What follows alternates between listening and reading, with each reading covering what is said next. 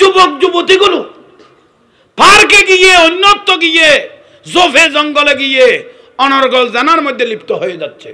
খোলা ময়দানে ব্যাট মেরে ওকে কি দেয়া হোক, ফাঁসি দেওয়া হোক। শেষ পর্যায়ে তাকে খোলা ময়দানে আনা হলো। আনার পরে ব্যাট মারলেন, খোলা ময়দানে ফাঁসি দিলেন। কাকে?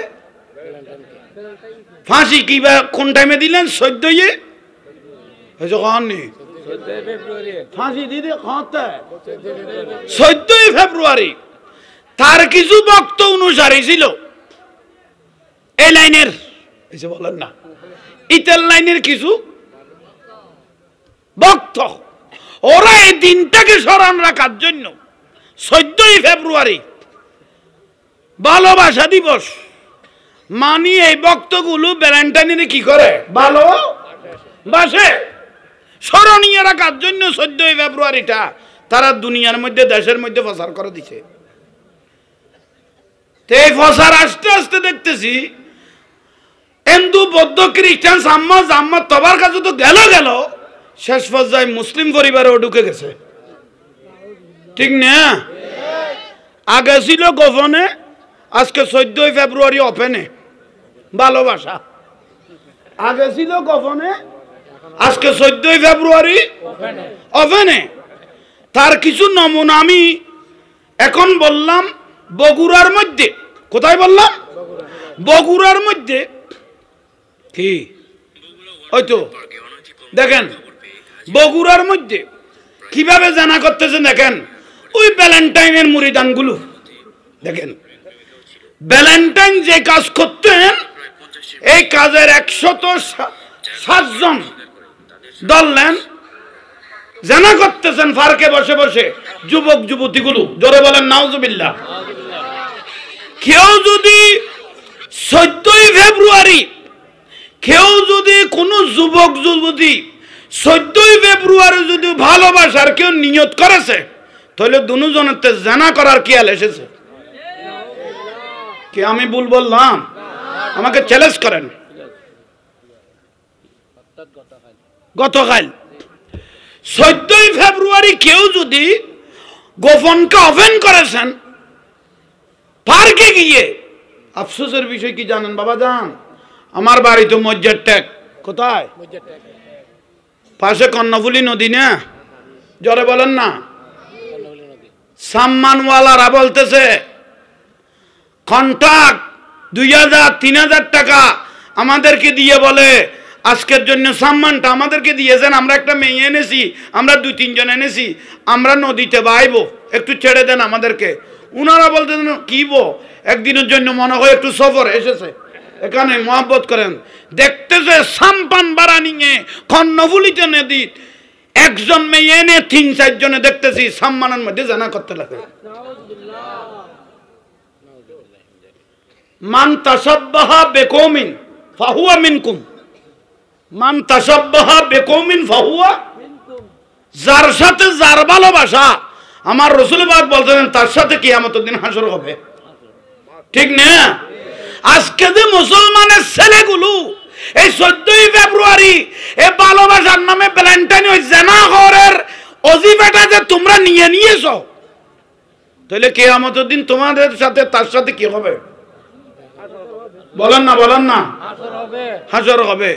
এই শয়তান ভ্যালেন্টাইন একজনের থালে ভরে দেখবেন, আর 5-6 মাস বাদে, 3-4 মাস বাদে গর্ভে সন্তান এসে গেছে, ডাস্টবিনে ছেলে দেখবেন, ঘরের রাস্তায় ছেলে দেখবেন, নদীতে নালাতে ছেলে ভরে আছে দেখবেন।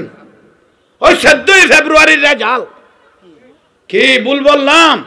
কলেজ ইউনিভার্সিটি বিনোদন কেন্দ্রগুলো দেখেন কি ওপেন হয়ে গেল, স্বাধীন নেই ওপেন। যুবতী পুরুষের লানে শুয়ে আছেন, পুরুষ ছাত্র মহিলার লানে শুয়ে আছেন, ভালোবাসা একজনকে আদান প্রদান করতেছে। এটা কি হালাল না হারাম? একটু বলেন না। জায়েজ দিতে পারবেন? জায়েজ দিতে পারবেন? সম্পূর্ণ হারাম। এই সংস্কৃতি মাদ্রাসার জগতে নাই, মাদ্রাসার জগতে নবীর বাগানে। কিন্তু যাদের উচ্চ লেখাপড়া, যাদের লেখাপড়া বেশি, কলেজ ইউনিভার্সিটি দেখেন ওই যুবক যুবতীগুলো পার্কে গিয়ে, অন্যত্র গিয়ে, জোফে জঙ্গলে গিয়ে অনর্গল জানার মধ্যে লিপ্ত হয়ে যাচ্ছে, ঠিক না? মুরিদ খার ভ্যালেন্টাইনের, মুরিদ খা ভ্যালেন্টাইন। কি আমি বুঝাতে পেরেছি? বুঝাতে পেরেছি? তাহলে আজকে পুরো ইতিহাসটা বলে দিছি। ভ্যালেন্টাইন ডে, এই দিনটাকে যে তোমরা পাগল হয়ে গেছো, এরকম ভ্যালেন্টাইনের আশেক যদি এখানে কেউ থাকো, একজন হাত তুলো দেখি, আপনাকে একটু দেখি। সারা কি নাই ন? তাহলে তো ফুতাইন বাঁচে গেছিস গই, নইলে তো তোরাও তো এই তালিকাত ফেলাই দিলাম। আল্লাহ আমাদেরকে বুঝার, শোনার, আমল করার তৌফিক দান করো। আসেন তাহলে এটা একটা চলমান নিউজ, যেটা চলতেছে বাস্তব পরিস্থিতি একটু তুলে ধরলাম। আল্লাহ আমল করার তৌফিক দান করো। একটু জোরে বলেন না। আমাদের লজ্জা লাগতেছে, আমাদের লজ্জা লাগতেছে। সেটা কি? আমাদের লজ্জা লাগতেছে কর্ণফুলী ব্রিজ আছে না, আহা আস্তাগফিরুল্লাহ, 3টার থেকে শুরু করে 14ই ফেব্রুয়ারি, কয়টা? আমরা তো আসা যাওয়া এখানে শরম নাই, হাজার হাজার গাড়ি রাস্তায় চলতেছে, কর্ণফুলী ব্রিজে একজনকে একজন জড়িয়ে ধরে আছে। কি খুশি হয়ে গেল? নাউজুবিল্লাহ বলা যায় না? কর্ণফুলী ব্রিজের মধ্যে একজনকে একজন, দিনের বেলায়। এর থেকে লজ্জা আর কি থাকতে পারে? একটু আপনারা বলেন। কুকুরের মতো হয়ে গেছে, কুকুর থেকে নিকৃষ্ট হয়ে গেছে মানুষ। কি ভুল বললাম? ভুল বললাম? আল্লাহ আমল করার তৌফিক দান করো। আমিন।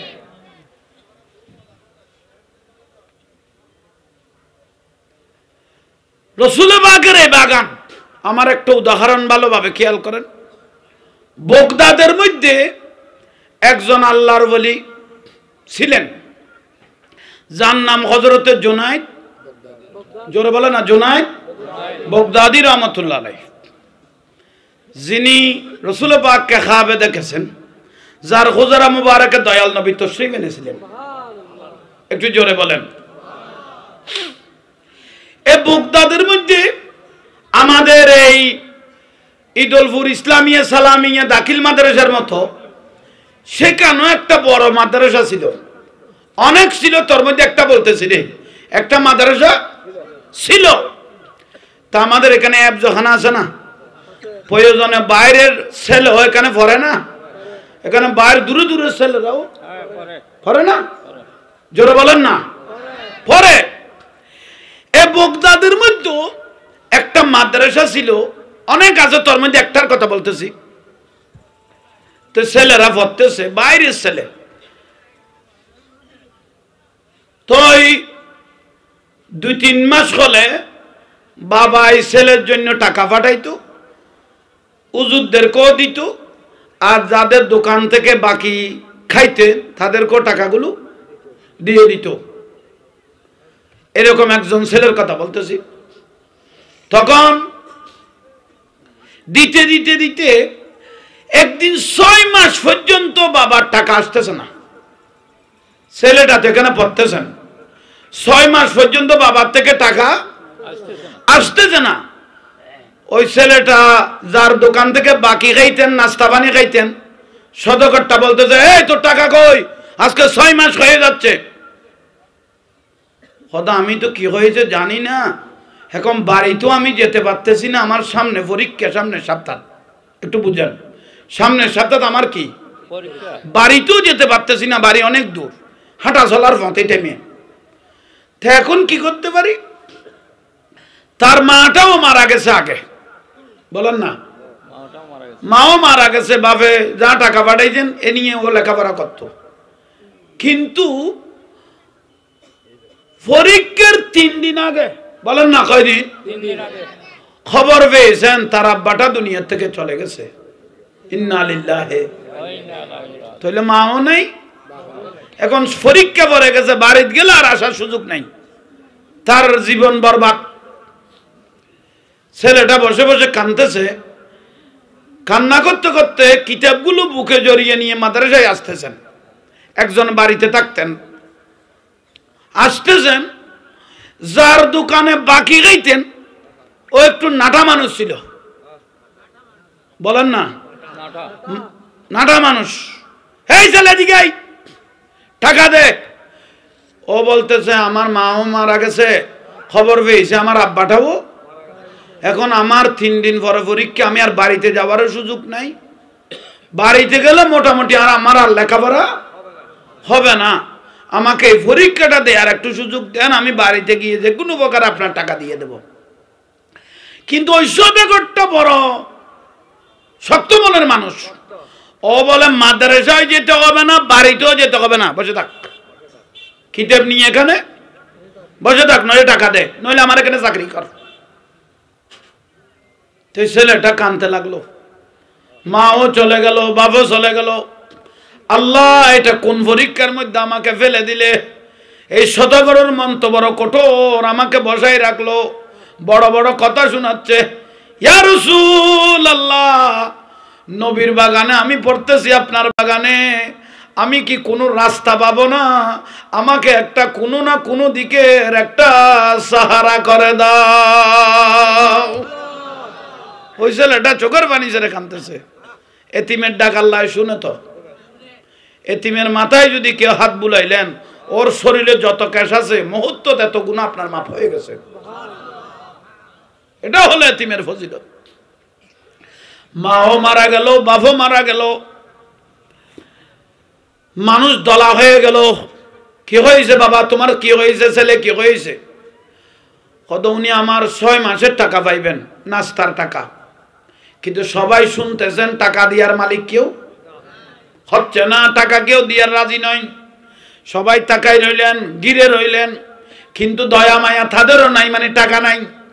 ওই ছেলেটার খান্দন আসমানে খবর হয়ে যাচ্ছে, আরশে আজিমে খবর হয়ে যাচ্ছে।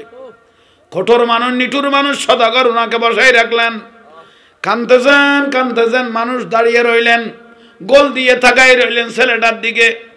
হঠাৎ করে একজন গণাছাড়া মানুষ কিভাবে গণায় উঠে দেখেন, কিভাবে আল্লাহর দরবারে মকবুল হয়, কিভাবে আল্লাহ কবুল করে, কিভাবে নুরুন নবী কবুল করে, কিভাবে আল্লাহর ওলি কবুল করে। উচ্চস্বরে বলুন সুবহানাল্লাহ। একজন গণাছাড়া মানুষ, যার নাম বছর শরাবি। কি খাইতেন? মদ খাইতেন, শরাব খাইতেন। একজন ব্যক্তি কোত্থেকে আসতেছেন, হাতে বোতলও আছে, হাতে বোতলও আছে। মানুষের আড্ডা যখন দেখলেন, মানুষের এখানে কি হলো, শরাবি ঢুকলেন, বছর বলেন না, বছর শরাবি ঢুকলেন। এই এখানে কি হয়েছে? তিতের বোতলের বাজায় দেখি কম, তাইলে তো কথা না খাওয়ার নেই, বলার থাকলো কথা বলতো না। এই এখানে কি হয়েছে? কেউ কোনো উত্তর দিচ্ছে না। ইতে তো বোতল লই ঠেলা ছোট গলে গিয়ে গুই, ইতের দেয় না সাইডি ভেলা করে এক কঠালায় খনা ঢুকে গেলেন মানুষের গোলের ভিতর। দেখতেছেন একটা তালেবে ইলম রাসূল বাগানে পড়তেছেন, একটা তালেবে ইলম মাদ্রাসার ছাত্র, ও দোকানের পাশে পাশে বসে চোখের পানি ছেড়ে কাঁদতে লাগলো। ফাঁসে কিতাব আছে, একজনের চেহারা একজনের দেখতেছে, কেউ কিছু বলতেছে না। ওই বছর শরাবি বলে, এই এখানে কি হয়েছে? এই ছেলে কাঁদতেছে, তোমরা তাকাই রইছ, কি হয়েছে বলো? এই সদাগর কি হয়েছে? সদর গদের ইতল মাতিও বেকার, ইতল মাতিও কি কথা বলতেছে না, ইতেরা উত্তর নদের, উতেরা উত্তর নদের। শেষ পর্যন্ত ওই বছর শরাবি ছেলেটার গায়ে হাত দিল। বাবা তুমি আমাকে বলো কি হয়েছে? উচ্চস্বরে বলুন সুবহানাল্লাহ। বাবা তুমি আমাকে বলো তোমার কি হয়েছে? তো ওই ছেলেটা ডিটেইলস বর্ণনা দিল। ছোটকালে মা মারা গেল, 3 দিন আগে খবর পেয়েছি আমার বাপটা দুনিয়ার থেকে চলে গেছে, আমি এখন এতিম হয়ে গেছি, অসহায় হয়ে গেছি। আমাকে যে টাকা পয়সা দিয়ে পড়াইবে এরকম আমার কোনো অভিভাবক আর নাই। এখন এই আমার 3 দিন পরে পরীক্ষা, আমি যদি বাড়িতে যেতে পারতাম ওর টাকাগুলো দিয়ে দিতাম, কিন্তু 6 মাসের টাকা উনি পাইবেন। কিন্তু দুঃখের বিষয় মাসে মাসে টাকা আমার আব্বা পাঠাইতো, বাপটা কিভাবে চলে গেল খবরও পাই নাই। বড় মুসিবতের বিষয়, বাড়িও অনেক দূরে। শেষ পর্যায়ে এই সদগরটা আমাকে বলতেছে মাদ্রাসায় আর পড়তে হবে না, টাকা দে নইলে চাকরি কর,